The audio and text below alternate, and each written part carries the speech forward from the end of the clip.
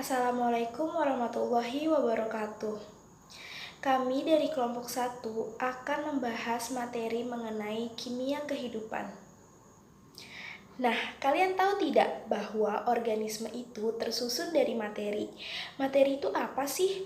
Materi merupakan segala sesuatu yang mempunyai massa dan menempati ruang. Dan bagian terkecil dari suatu materi disebut dengan atom. Atom ini terdiri dari inti yang mengandung proton, neutron, dan dikelilingi oleh elektron. Atom juga merupakan partikel penyusun unsur. Selanjutnya adalah unsur. Unsur merupakan zat yang tidak dapat dipecah lagi menjadi zat yang lebih sederhana melalui reaksi kimia. Nah, selanjutnya ada juga yang namanya senyawa. Senyawa merupakan zat yang terdiri dari dua atau lebih unsur berbeda yang bergabung dalam rasio tetap. Nah, di kehidupan ini, atom-atom akan saling berinteraksi. Interaksi tarik-menarik antar atom-atom untuk membentuk suatu senyawa dengan kestabilan tertentu disebut dengan ikatan kimia. Ikatan kimia yang pertama adalah ikatan ionik. Ikatan ionik merupakan interaksi tarik-menarik antara atom-atom bermuatan yang berlawanan. Ikatan ionik terbentuk antara atom yang melepas elektron dengan atom yang menangkap elektron agar mencapai suatu kestabilan. Kestabilan apa sih yang dimaksud? Jadi, suatu unsur supaya stabil, elektron valensinya harus 2 atau 8 sesuai aturan duplet dan oktet. Nah, contohnya adalah ikatan antara Na dan Cl. Na memiliki nomor atom 11, sehingga konfigurasi elektronnya adalah 2, 8, 1. Supaya Na ini stabil, dia harus melepas satu elektronnya agar elektron valensinya menjadi 8. Begitu pula dengan Cl. Cl mempunyai nomor atom 17, sehingga konfigurasi elektronnya adalah 2, 8, 7. Untuk mencapai suatu kestabilan, Cl harus menerima satu elektron agar elektron valensinya menjadi 8, dan Cl menjadi stabil. Maka dari itu didapat Na melepas satu elektron dan Cl menangkap satu elektron. Ikatan kimia yang kedua adalah ikatan kovalen. Ikatan kovalen merupakan interaksi yang terjadi antar dua atom karena adanya penggunaan elektron bersama. Ikatan kovalen ini dibagi menjadi 3, yaitu ikatan kovalen tunggal, ikatan kovalen rangkap 2, ikatan kovalen rangkap 3. Ikatan kovalen tunggal adalah ikatan antar atom melalui sepasang elektron. Contohnya adalah HCl. H dengan Cl berikatan melalui sepasang elektron. Jadi, masing-masing dari mereka menyumbangkan satu elektronnya untuk saling berikatan. Selanjutnya ada ikatan kovalen rangkap 2. Ikatan kovalen rangkap 2 adalah ikatan antara atom dengan menggunakan dua pasang elektron valensi bersama-sama. Contohnya adalah O2. Untuk mencapai suatu kestabilan, masing-masing atom O menyumbangkan 2 elektron dan saling berikatan. Nah, kemudian ada ikatan kovalen rangkap 3. Ikatan kovalen rangkap 3 adalah ikatan antar atom dengan menggunakan 3 pasang elektron valensi bersama-sama. Contohnya adalah N2. Masing-masing atom N menyumbangkan 3 elektron valensi untuk digunakan bersama-sama agar mencapai suatu kestabilan. Selanjutnya, ikatan kovalen dapat dibagi menjadi ikatan kovalen nonpolar dan ikatan kovalen polar. Pembagian ikatan kovalen ini dipengaruhi oleh suatu sifat atom yang disebut dengan elektronegativitas. Elektronegativitas merupakan gaya tarik suatu atom terhadap elektron-elektron pada suatu ikatan kimia. Ikatan kovalen nonpolar. Ikatan kovalen nonpolar merupakan ikatan yang terjadi saat dua atom yang berikatan menggunakan elektron bersama secara setara atau seimbang. Contohnya adalah ikatan antara H dengan H membentuk senyawa H2. Pasangan elektron yang berikatan antara H dengan H memiliki jarak yang sama, sehingga posisi elektron berada pada keadaan setara atau seimbang antara kanan dan kiri. Nah, selanjutnya adalah ikatan kovalen polar. Ikatan kovalen polar merupakan ikatan yang terjadi saat satu atom berikatan dengan atom yang lebih elektronegatif, sehingga keadaannya menjadi tidak setimbang. Contohnya adalah ikatan antara H dengan Cl. Pasangan elektron yang berikatan antara H dengan Cl tidak berada pada posisi yang setimbang atau setara.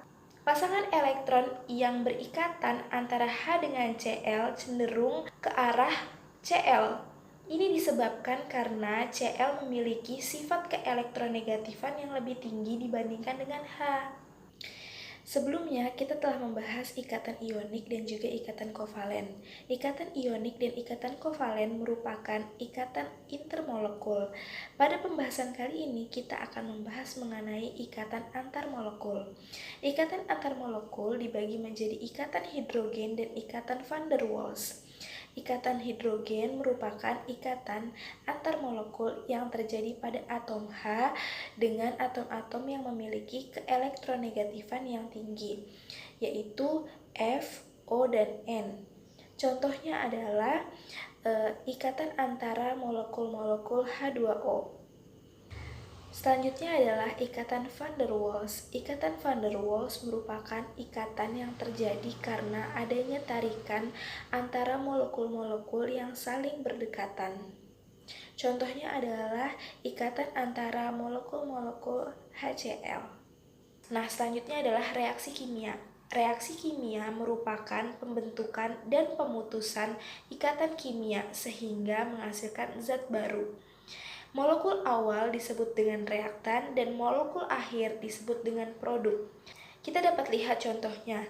Terdapat 2 molekul hidrogen dan 2 molekul oksigen. Ini disebut dengan reaktan. Dan hasilnya yaitu 2 molekul air. Ini disebut dengan produk. Apa yang dimaksud dengan mikromolekul? Mikromolekul adalah hasil katabolisme dari makromolekul yang nantinya dapat diserap oleh tubuh melalui usus. Dari sudut pandang ukuran, mikromolekul adalah unit fungsional terkecil dari makromolekul. Mikromolekul disebut juga dengan monomer. Adapun contoh mikromolekul yaitu asam amino, glukosa, asam lemak, dan gliserol, yaitu asam amino. Apa sih asam amino? Asam amino adalah molekul organik yang memiliki gugus amino dan gugus karboksil. Asam amino termasuk golongan senyawa yang paling banyak dipelajari karena salah satu fungsinya adalah sebagai penyusun protein yang sangat penting dalam organisme. Adapun struktur asam amino dengan gugus amino di sebelah kiri dan gugus karboksil di sebelah kanan.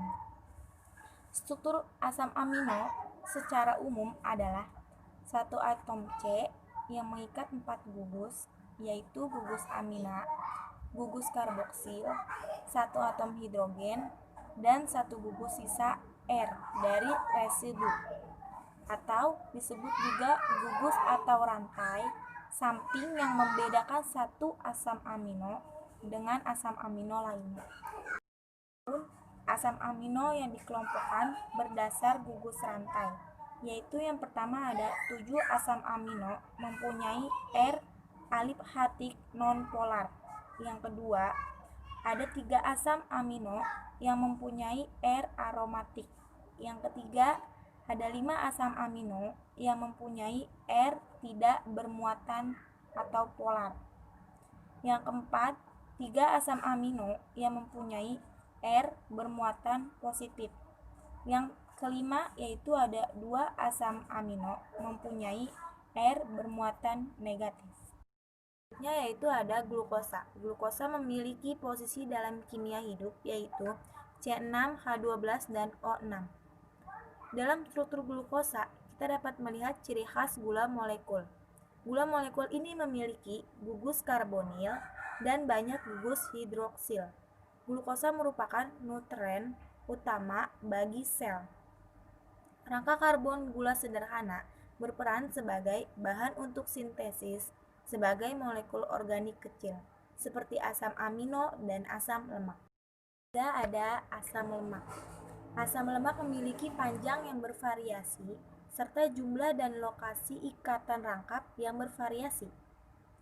Asam lemak memiliki rangka karbon panjang, biasanya sepanjang 16 sampai 18 atom karbon. Adapun istilah lemak jenuh dan lemak tak jenuh.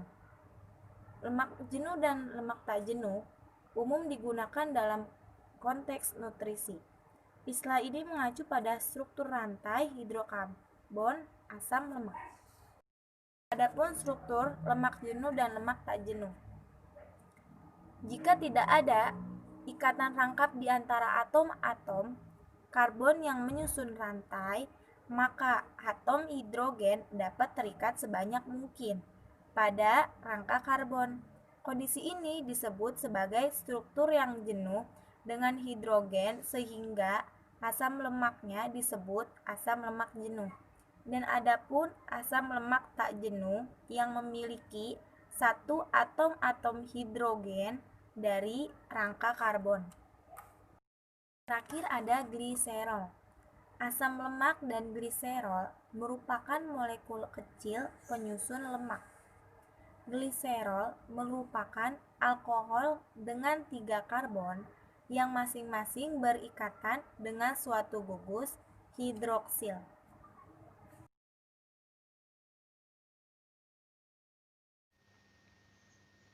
Apa yang dimaksud dengan makromolekul?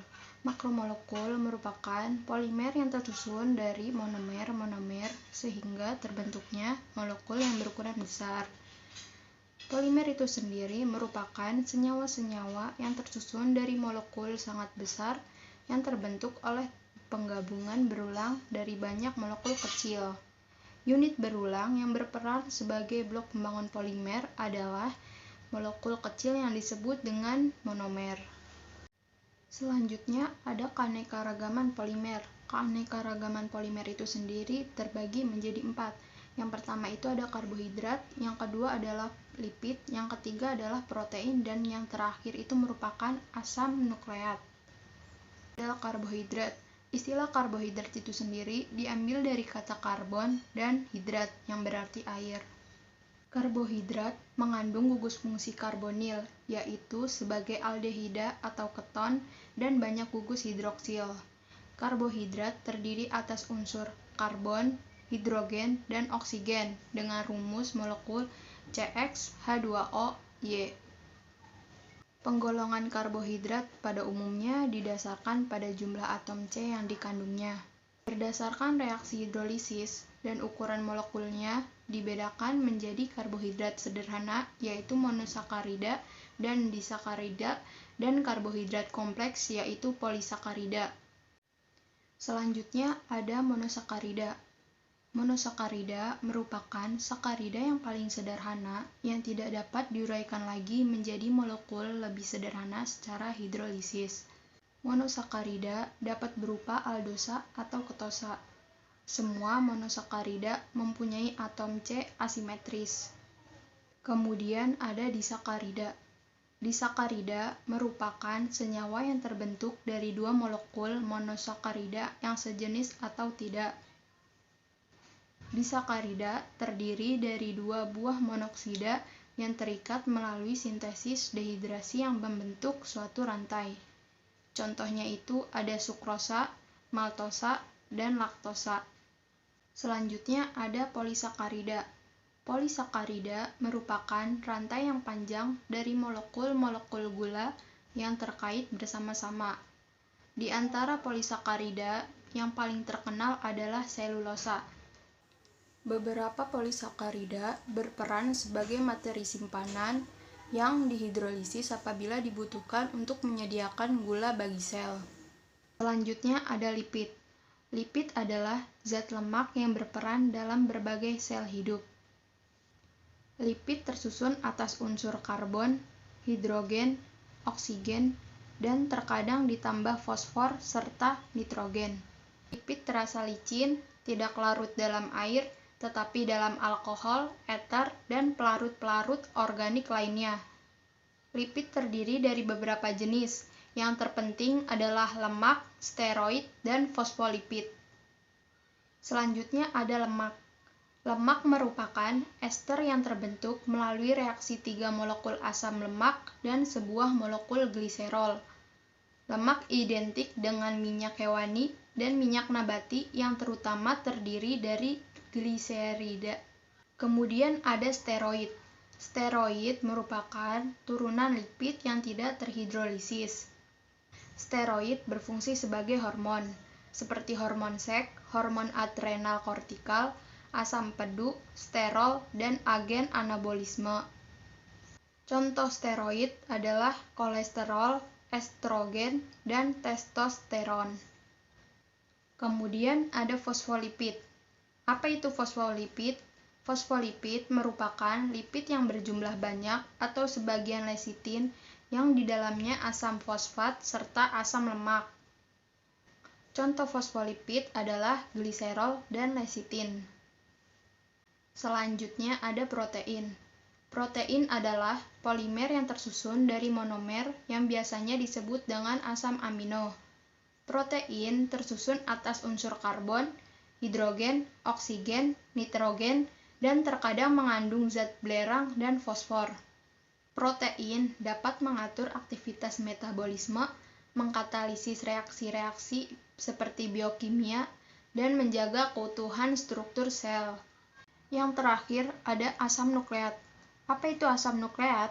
Asam nukleat adalah linear polimer rantai dari nukleotida.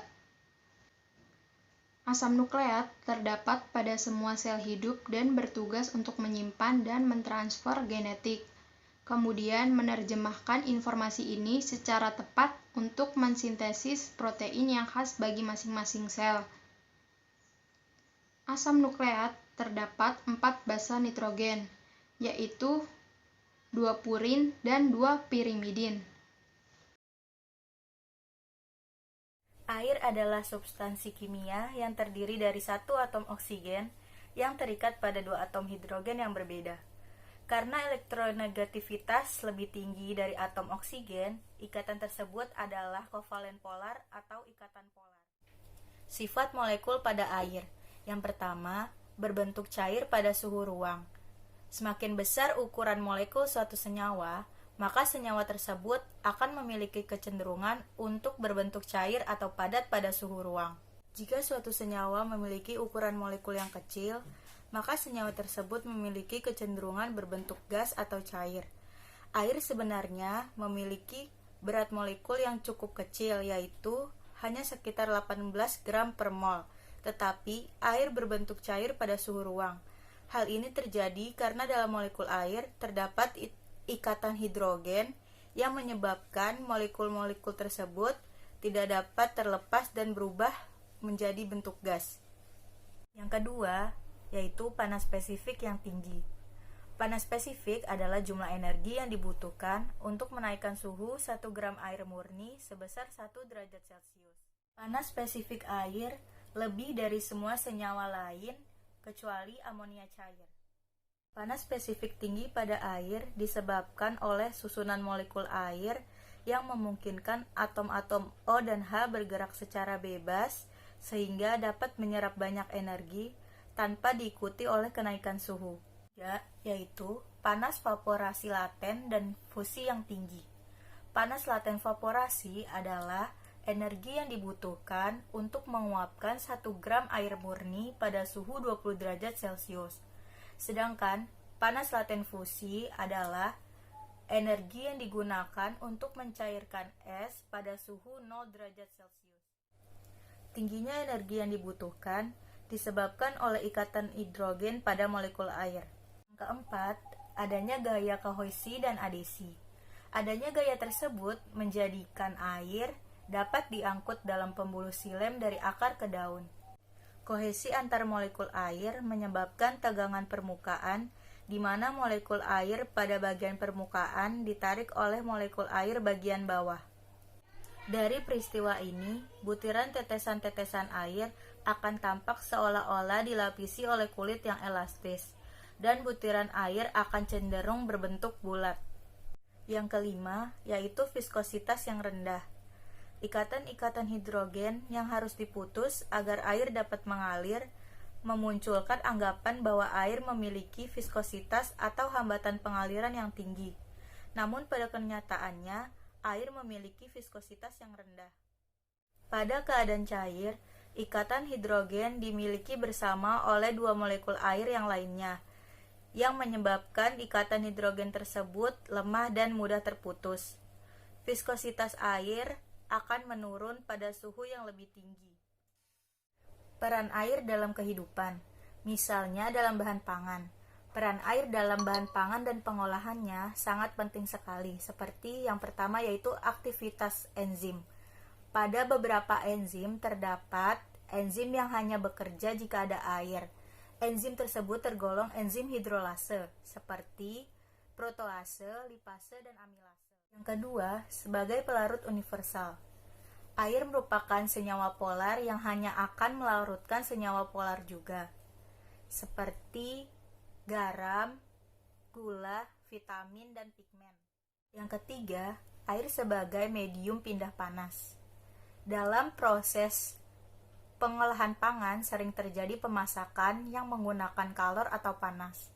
Kalor tersebut akan dihantarkan oleh air ke bagian-bagian dalam bahan pangan secara merata. Hal ini dikarenakan air memiliki konduktivitas panas yang baik. Contoh lain dari peran air dalam kehidupan yaitu sebagai zat pelarut dalam metabolisme, sebagai komponen sel terbesar, dibutuhkan dalam respirasi, media yang baik untuk reaksi biokimia, reaktan pada beberapa reaksi metabolisme seperti fotosintesis, dan memunculkan reaksi yang dapat membuat senyawa organik melakukan replikasi.